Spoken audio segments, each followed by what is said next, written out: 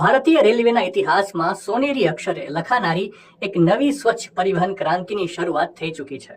વડાપ્રધાન નરેન્દ્ર મોદી દ્વારા હરિયાણાના જીંદ સોનીપત રૂટ પર દેશની સૌપ્રથમ હાઇડ્રોજન ઇંધણથી ચાલતી ટ્રેનને લીલી ઝંડી બતાવીને પ્રસ્થાન કરાવવામાં આવ્યું છે, જે ભારતના નેશનલ ગ્રીન હાઇડ્રોજન મિશન અંતર્ગત એક ઐતિહાસિક માઇલસ્ટોન છે।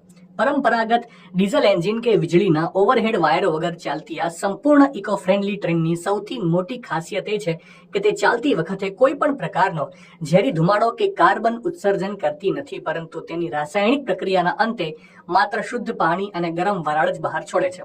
ટેકનિકલ દ્રષ્ટિએ આ ટ્રેન અતિ આધુનિક છે, જેમાં 2400 કિલોવોટ પાવર કેપેસિટી અને 10 કોચ સામેલ છે। ટ્રેનની છત પર ખાસ હાઇડ્રોજન ગેસ સ્ટોરેજ સિસ્ટમ ઊભી કરવામાં આવી છે અને તેમાં ઈંધણ ભરવા માટે જીંદ ખાતે એક હાઈટેક રિફ્યુલિંગ સુવિધા પણ તૈયાર કરવામાં આવી છે, જે પર્યાવરણની રક્ષા સાથે દેશની ઔદ્યોગિક પ્રગતિની નવી ગાથા લખશે। ત્યારે દેશની આ સ્વચ્છ પરિવહન ક્રાંતિ અંગે તમારો શું અભિપ્રાય છે? કોમેન્ટ કરીને જરૂરથી જણાવજો।